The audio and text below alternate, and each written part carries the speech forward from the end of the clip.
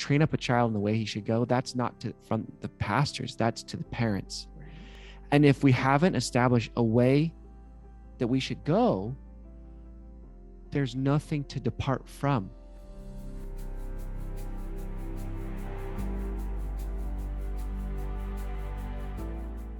Hey man, thanks for listening to today's interview with Adam and Karissa King. They are so awesome. I absolutely love this episode because if you have ever wondered, what should sex education look like? How early should it start? And whether you're a parent or not, what do I need to know about how to talk with kids about this? How should sexual development happen? And it can be so much more fun and enjoyable and effective than what we grew up with. If you're anything like me, man, it didn't happen. We did not get the conversations and the safety and the type of guidance that we really needed. So let's change that for the next generation. Enjoy this episode. Welcome to Husband Material. Today, I am so excited to be hanging out with Adam and Karissa King, also known as Dear Young Married Couple. You've been on the podcast before, but you're back to talk about something very, very important: sexual education at home. Yes.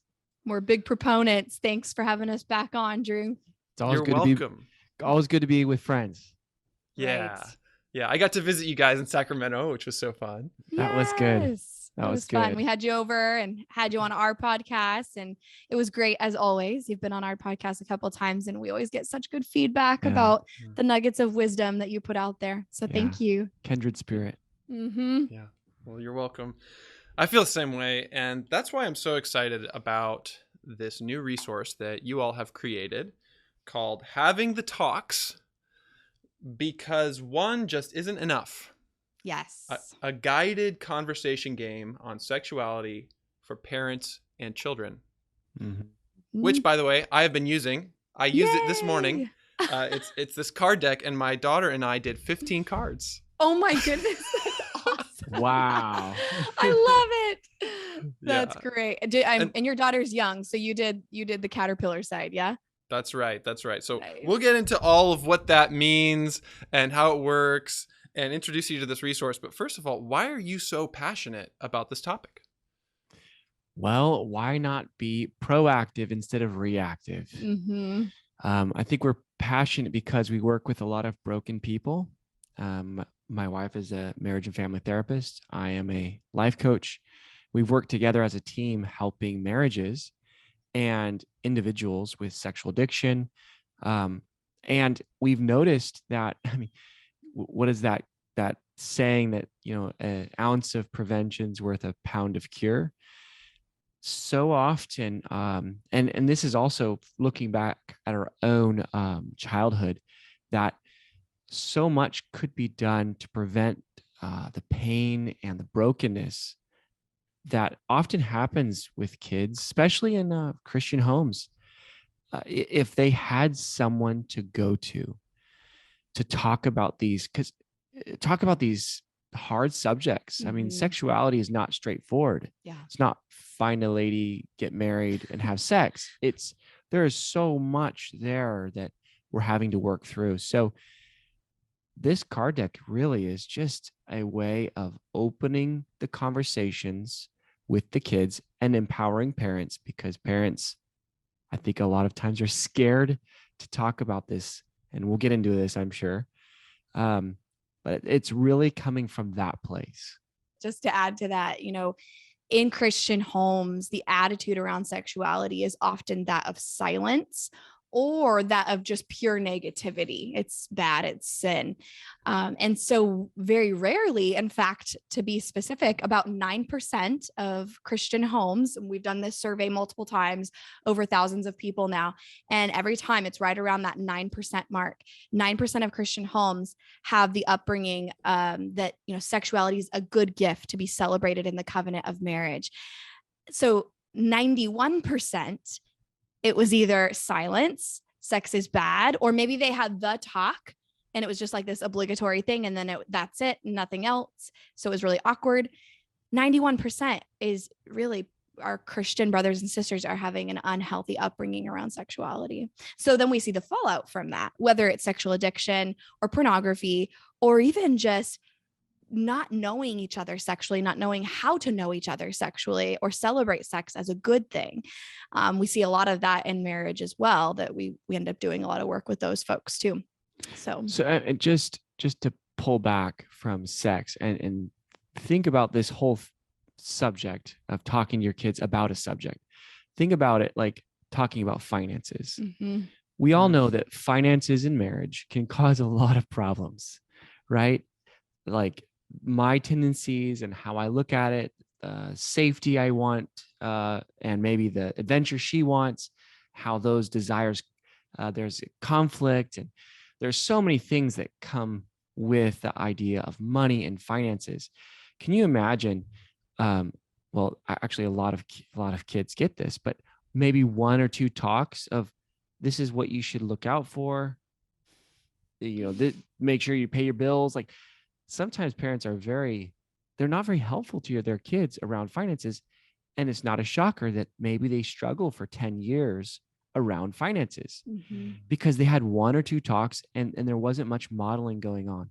But imagine the parents that slow everything down and say, hey, you got to be careful with the credit card because look at what interest does, and show them, plot it out what an interest can do and how much it costs and how much more money and effort has to go in. If there's interest accruing, they're much less likely to get into crazy credit card debt or crazy student loans What I'm saying is most parents that are really wanting their kids to thrive financially are going to have a lot of conversations around finances to guide them.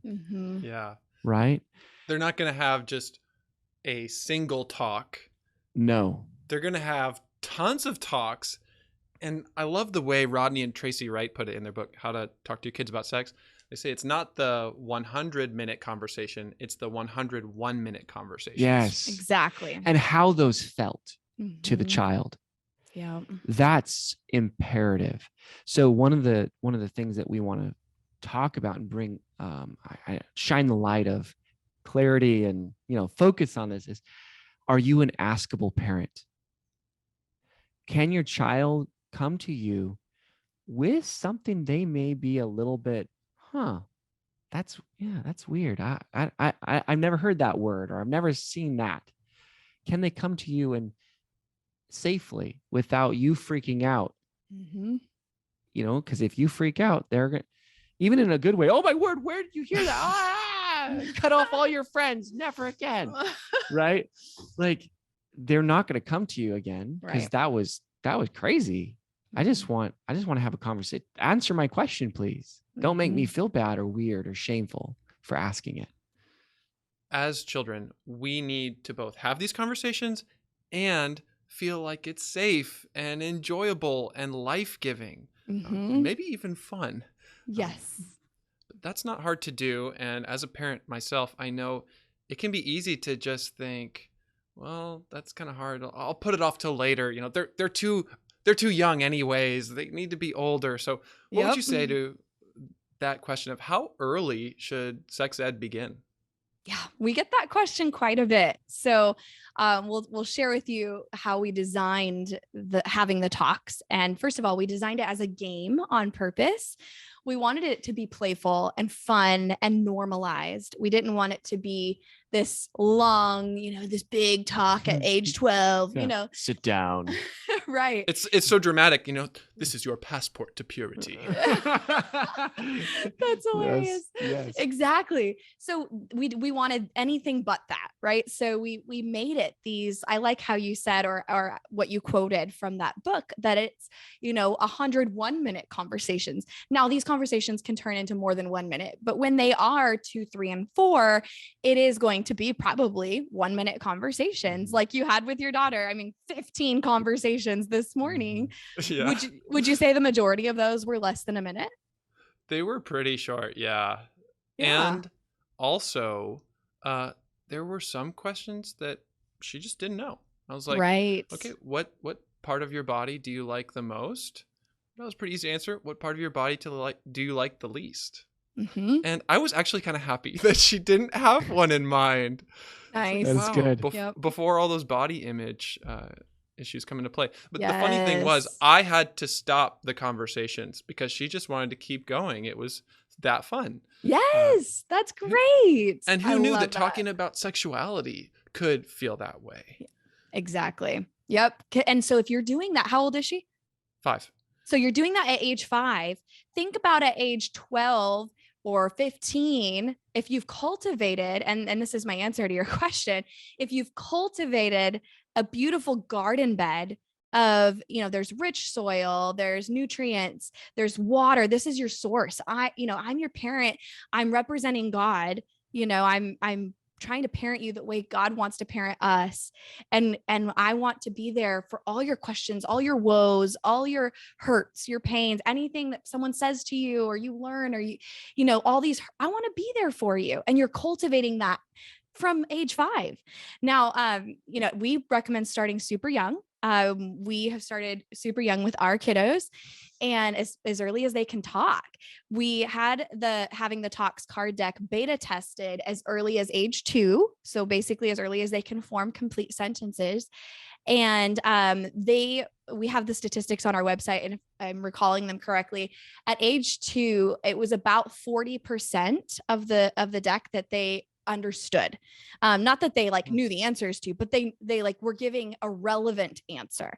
So it wasn't like some jibber jabber, in the ballpark. Right. They knew what what conversation was being had at age 2 about 40% of the time. By age 3, that jumped to 60%. And then by age 4, that jumped to 80%. By age 5, they understood about 90% of the questions. So you can be having these conversations as early as age 2 and 3. And so we put age 3+ on the card deck. And to be clear, not all the questions are about sex. Right. Yep. That's a big thing, because so much of us play into sexuality. So it's about, these cards focus on identity, of course, anatomy. Help me out. What are the other parts? Yeah. So we have, identity and purpose. We have conception, anatomy. And by the way, my sister, Karina Hendricks, is the co-author of the deck. And she's a Christian sex ed teacher. So she helped us with a lot of the questions and then this next phase of the project, but having to do with anatomy and conception.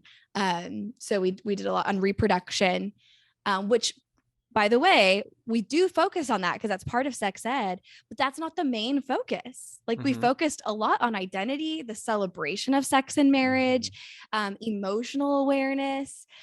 So it's not just sex is for procreation or making babies. We wanted this to be a celebration of sex as well.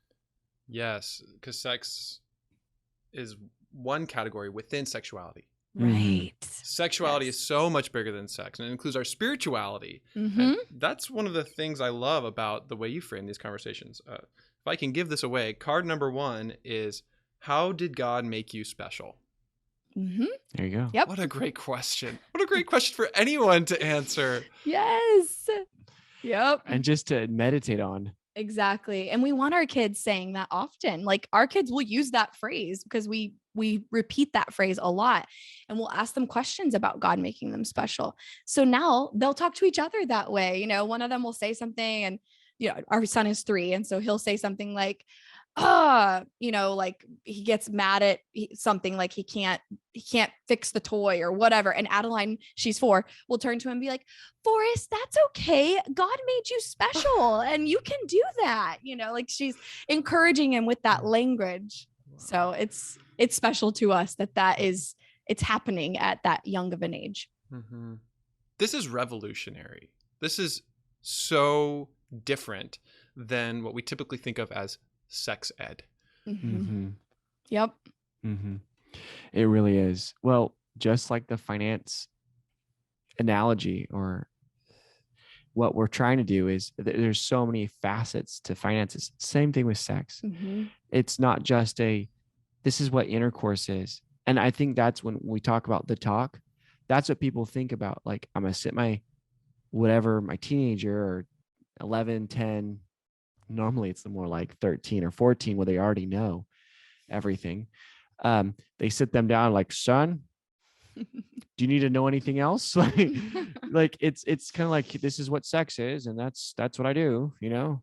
And it's super awkward because they haven't established this. They haven't had talks in this arena very often. And it's kind of like a need to know basis rather than a let me cultivate a place to have these talks. Let me guide the conversations to the places where I know if I don't talk about, the world will. The world will, I mean, they're trying so desperately to get into every single Christian home and indoctrinate the kids because they know they could bypass the parents and get to the kids and teach them so that the next generation is pretty far away from what God wants to do with sexuality.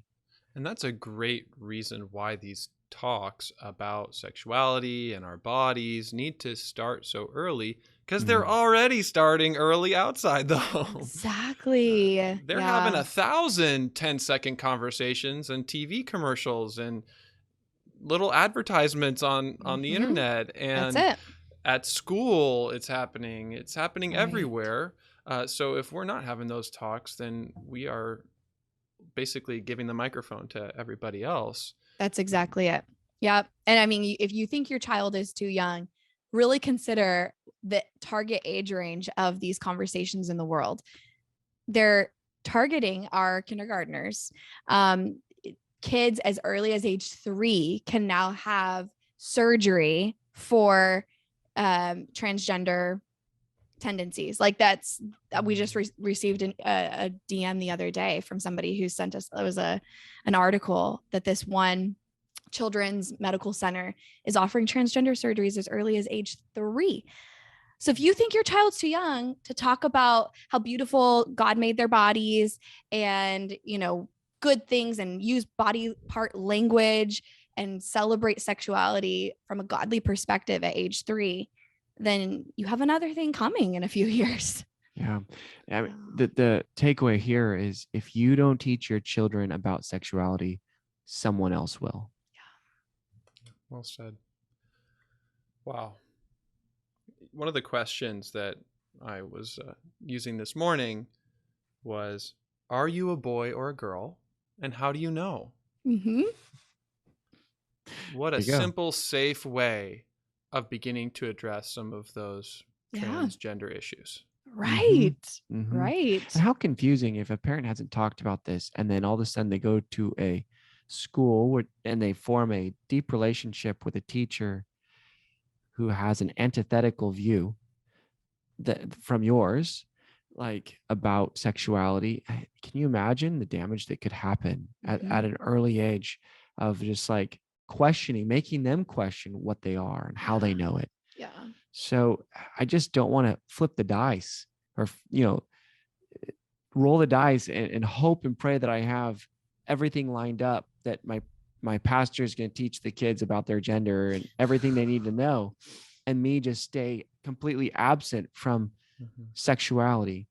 Because really train up a child in the way he should go, that's not from the pastors, that's to the parents. Right. And if we haven't established a way that we should go, there's nothing to depart from. Well said. Right? There's nothing to depart from if we haven't set the way. And so parents have to slow this conversation, like just actually create a safe place for their kids to ask the questions so that we can start establishing this is the way. This is the way that God desires us to go. Yeah. And a way that feels interesting, a way that feels like a beautiful thing, not a duty. No. Exactly. Something we're looking forward to. Like, oh, when can we take out the cards? When can we talk about this fun stuff?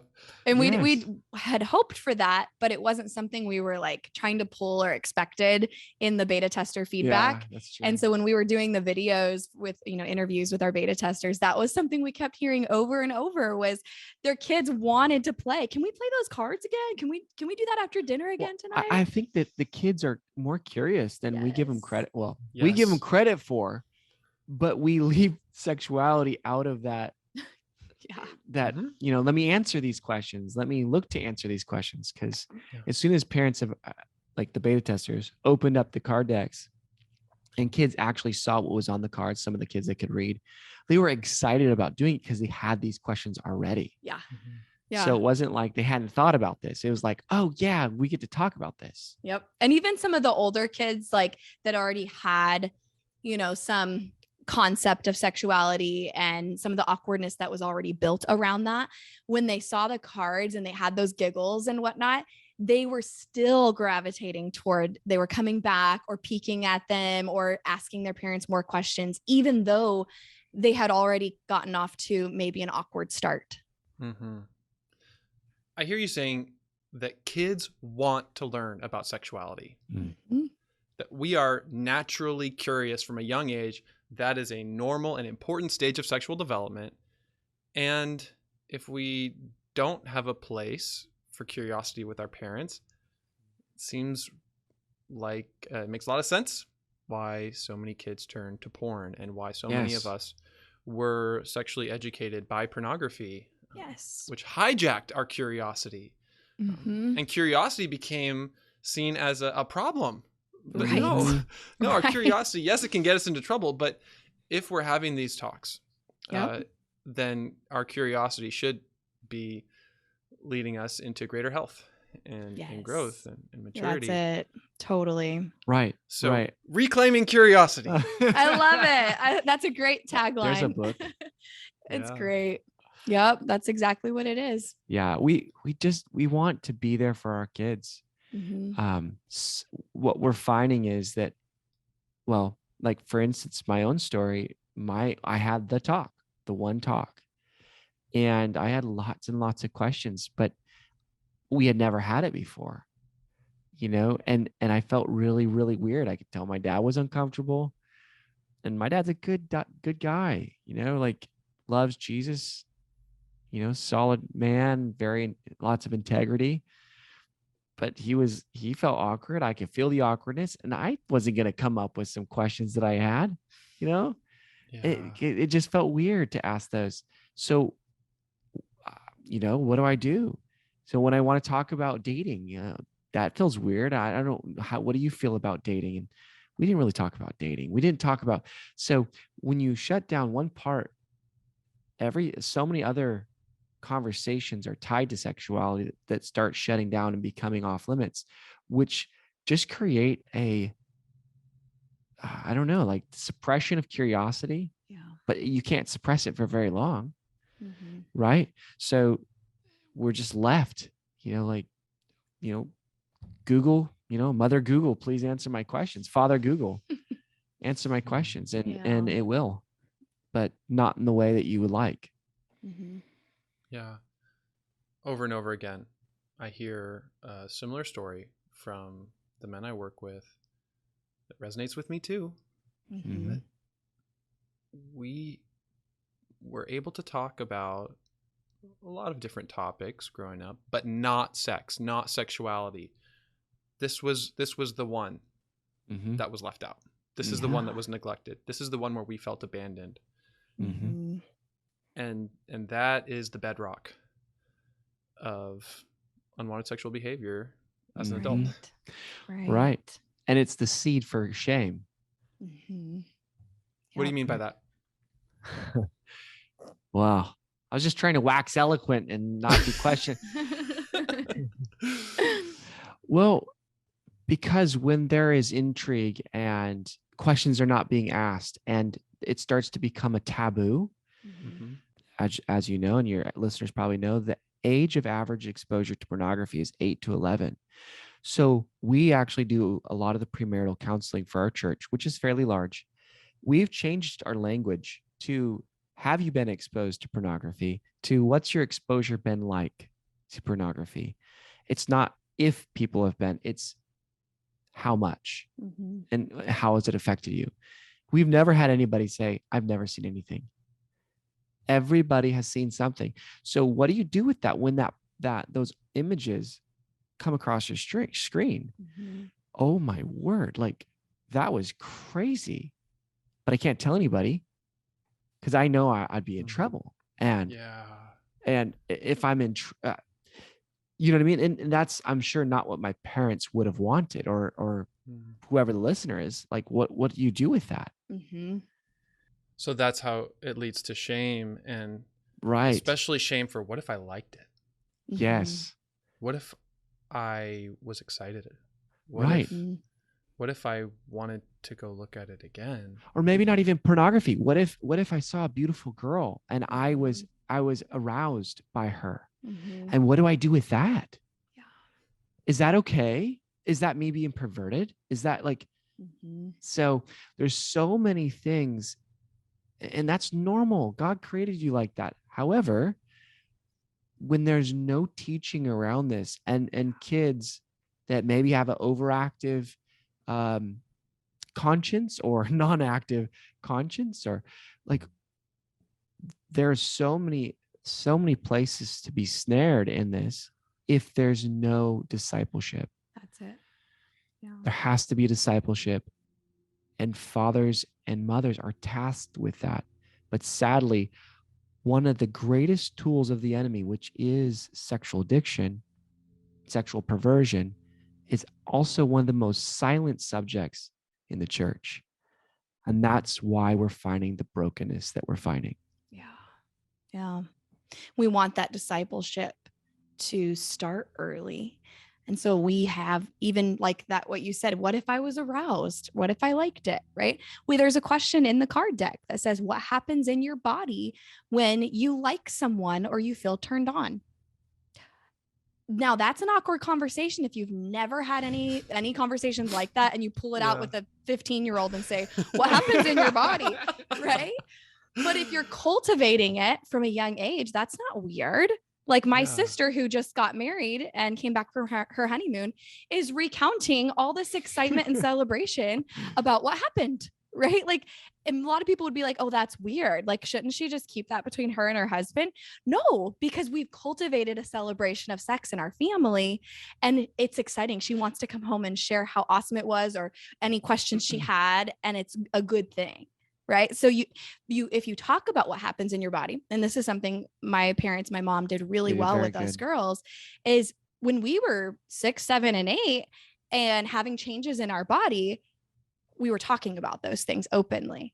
So it wasn't a mystery. Exactly. So when we were 15 and, other changes were happening in our body, and we were aroused by whatever happened, we could talk about that openly.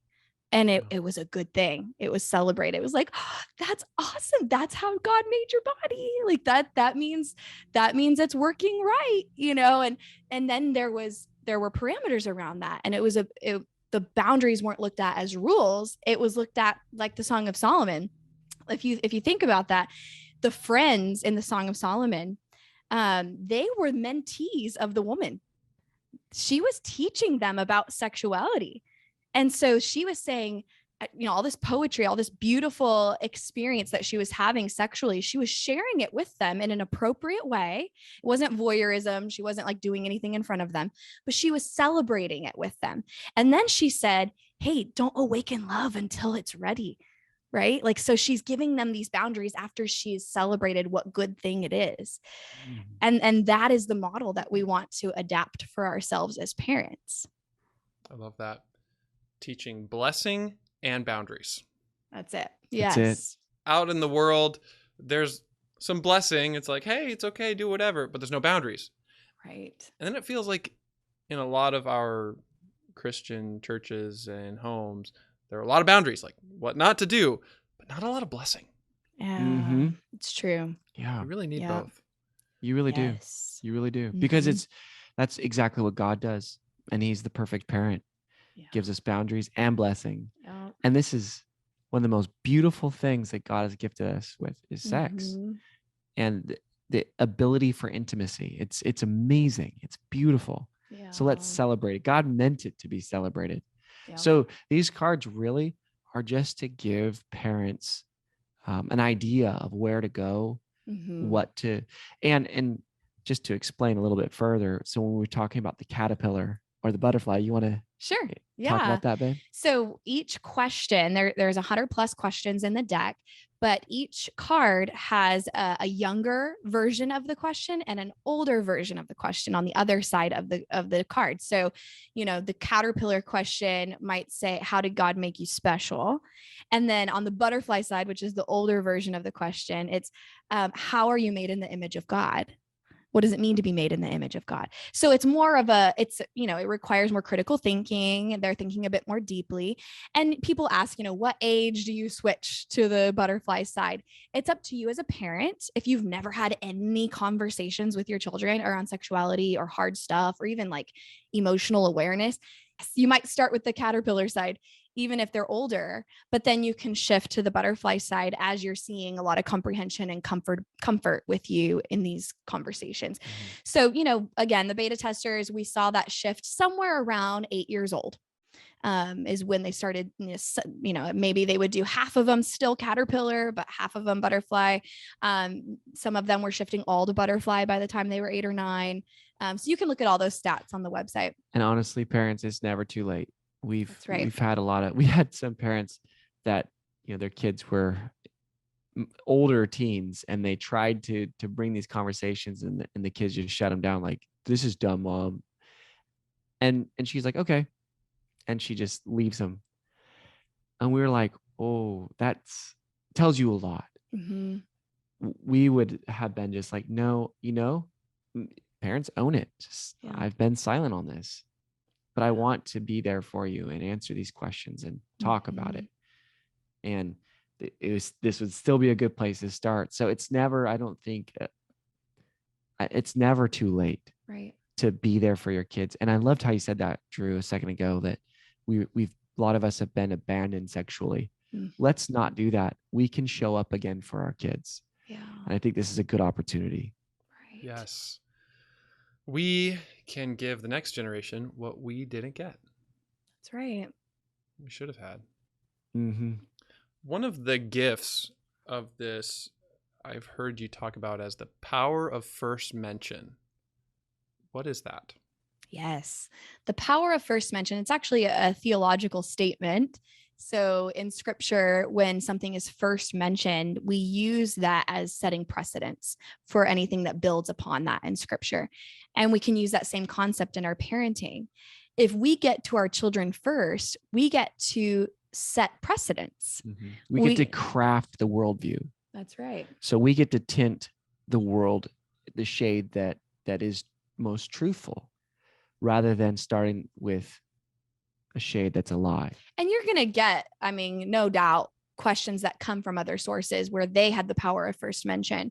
We live in a fallen world. We live in a world where your kids are not being helicoptered 24/7. So they're going to hear things from other people and they're going to ask you about that.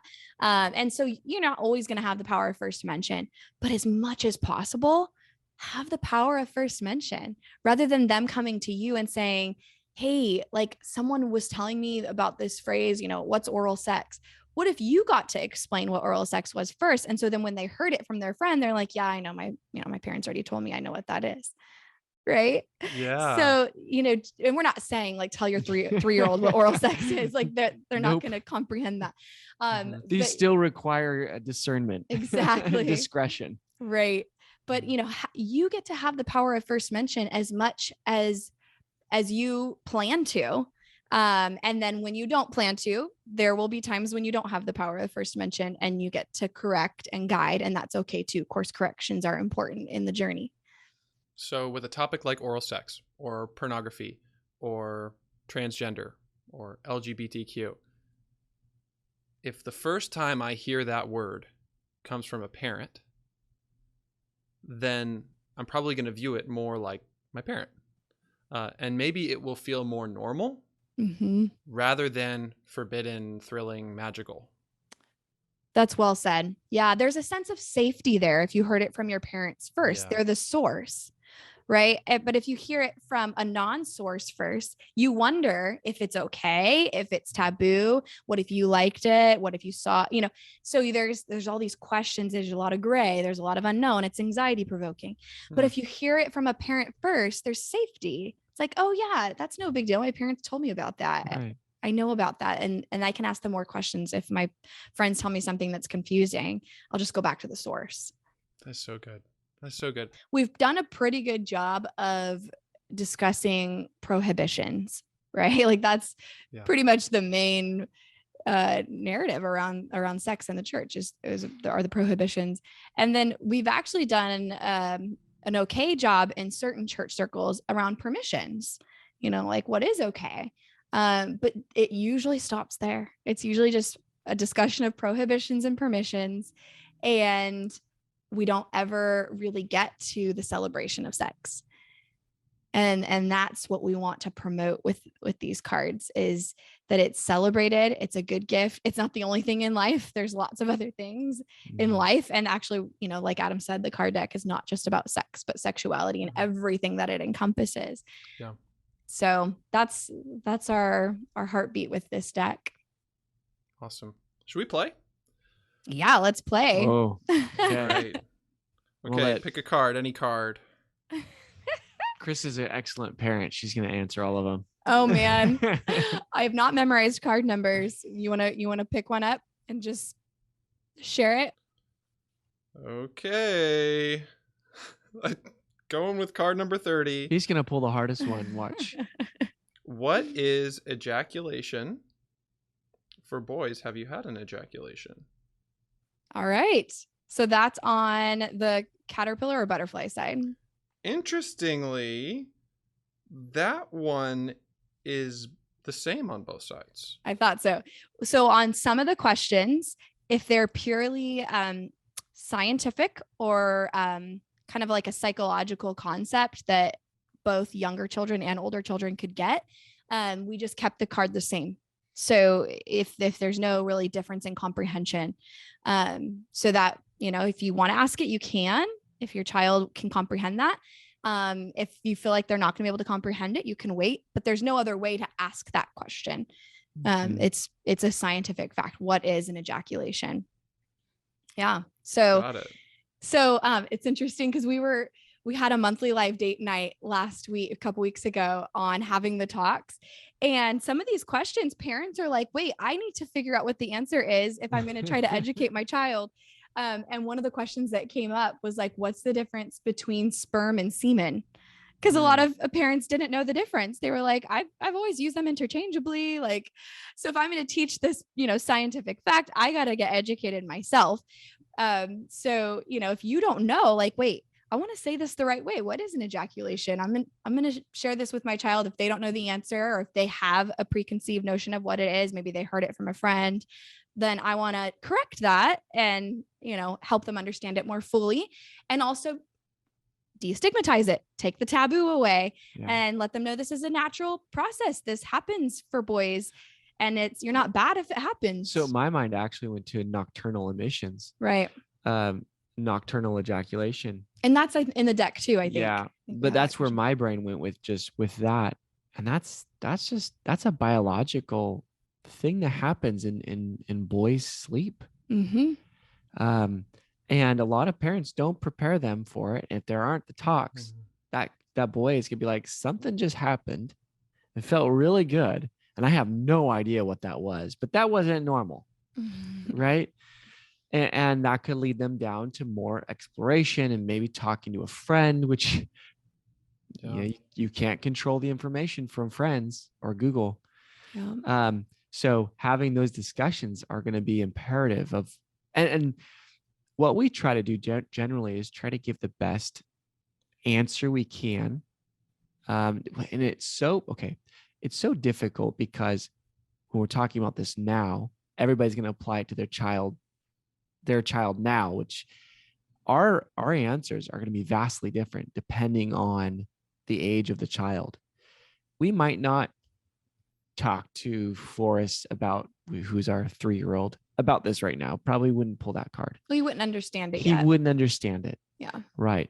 But as he starts getting to that age, and I don't have the data of when that starts happening, but Drew, do you know when that starts happening? Like, yeah, I mean, it's a natural release when you have buildup.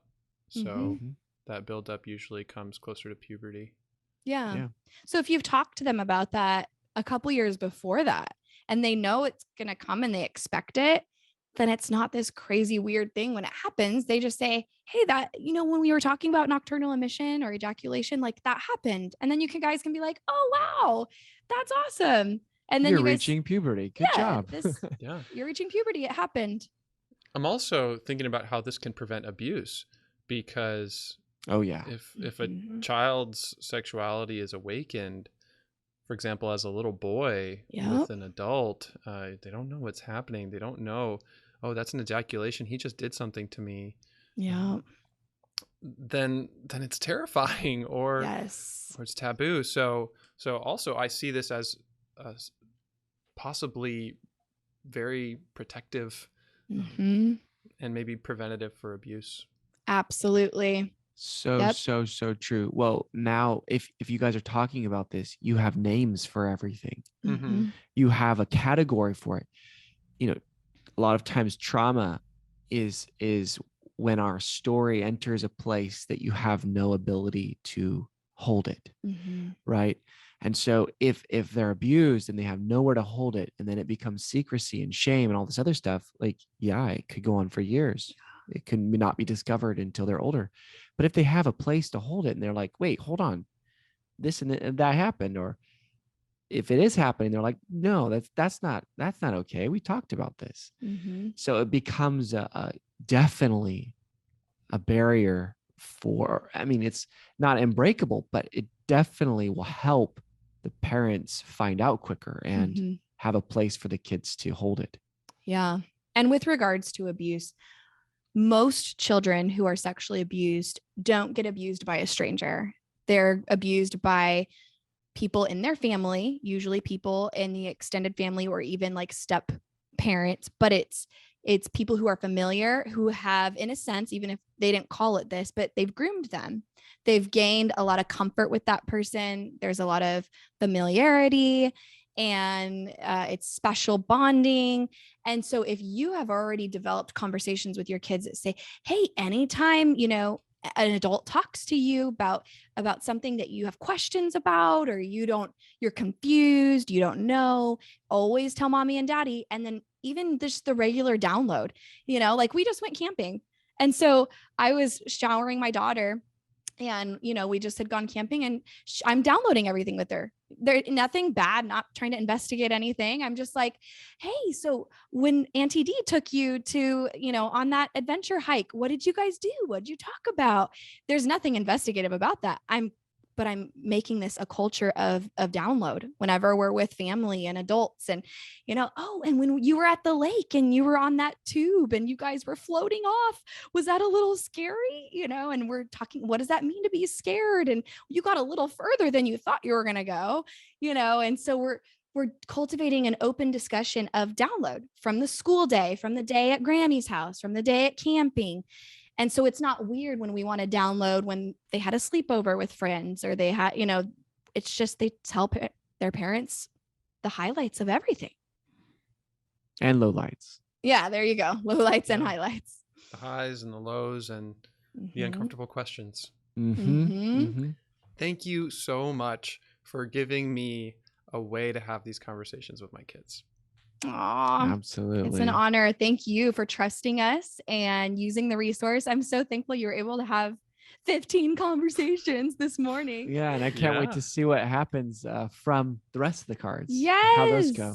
Yes. We've got over 100 to go through. And now I'm thinking, wonder what the result of this will be in 10 years, 20 That's years, exactly it. 30 years. Wow. Yep. Yes. Yeah. And every couple of years, these questions and answers are going to change. Right. Yep. Because they have more information and you have more information. So something that we're working on right now is a resource for an answer, a 1-page answer to every question in the deck, so that parents will have that, quick reference of like, wait, what is the answer to that? Let me make sure I have it on the tip of my head before we play the game. And then, depending on the age of your child, you can even read it together. So this is going to be the parent guide. It will come out soon, but until then, you can sign up to get one answer each week in the form of an email. So you can go to www.havingthetalks.com, and then there's a banner at the top. Click there, just put your email address in, and then every week you'll get an answer to one of the questions. And that way you're getting equipped and familiar with it. Oh, this is so good. Sex ed for parents. Yeah, exactly. Sex ed for adults. You got it. You got it. And yes, it's sex ed, but it's also very much, biblical worldview. We have scriptures that are a part of it. Karina, my sister's helping us with some of the technical pieces of sex ed, since she's a biology and sex ed teacher. And parents too, don't be afraid to do it, worrying about not having the answer. Yeah. Not all of us always have the answer, and it's okay to say, I don't know. That's a very good question. I heard I don't know who said this, but it was a fantastic point. I don't know. Let me get back with you. Let me figure it out, and I'll come back and answer that question. All that does is open up another conversation, another opportunity to follow up, and you could do it justice. Yes. So never feel fearful of not having an answer. Totally. And it's modeling authenticity. It's okay to be real. It's okay to not know. Yes. It's good. And as your kids are older, and can do research with them, show them how to look things up. So depending on what you're searching. Exactly. But share, okay, hey, we can go to WebMD for this kind of thing. Or, we can look at such and such podcast because we trust them. We're going to look at to find an answer to this. And so you're training being the operative word, training your 14, 15, 16-year-olds on how to do searches responsibly with you. And so that's not weird when they come across things and you're teaching them how to filter that appropriately. I love it. Thank you so much, Adam and Karissa. And everyone, you can get this deck of 100+ cards, this guided conversation game on sexuality, in the link in the show notes. And I'm assuming havingthetalks.com is the best place to go. Yes, you can get them on Amazon, but they're linked at havingthetalks.com. And we're intending to share more and more resources. So stay tuned. There will be a sex ed curriculum eventually as well that Karina's writing. So if you have, homeschoolers or church schools or just wanting, extra resources for your family, all of that will be coming out here in the next year or so. Awesome. Adam and Karissa, what is your favorite thing about all of this? Oh, that's a hard question. I think giving my kids and of course my friends' kids and all your kids listening a safe place to answer the questions that are so hard sometimes for some of us that didn't have that modeled, and to hopefully prevent the brokenness that I'm seeing in a lot of men and women. Right. So I think that's my favorite part. I think the 10-year look is I think so bright. Yeah. In addition to that, I would say my favorite part about creating a resource like this is that the parents will now have more confidence. So there's the aspect of developing that safe place for the children, but also helping parents to develop confidence in not just their parenting, but in their own sexuality. We've seen that side effect with our beta testers and the feedback we've gotten so far. I didn't know that about my body. Yeah. And I'm excited about that piece. I'm really thankful to have the opportunity to come alongside parents and help them not only with the education for their kiddos, but education for themselves. Well, sometimes the parents won't do anything for their own sex life, but they'll do it for their kids. Right. And then that will help them by virtue of helping their kids. Yes. So that's so good. Yeah. So if you want to be more confident, if you want to be more competent, if you want to be more conversant in sexuality, look at that. Go to havingthetalks.com. You're welcome. And always remember, everyone, you are God's beloved son. In you, he is well pleased.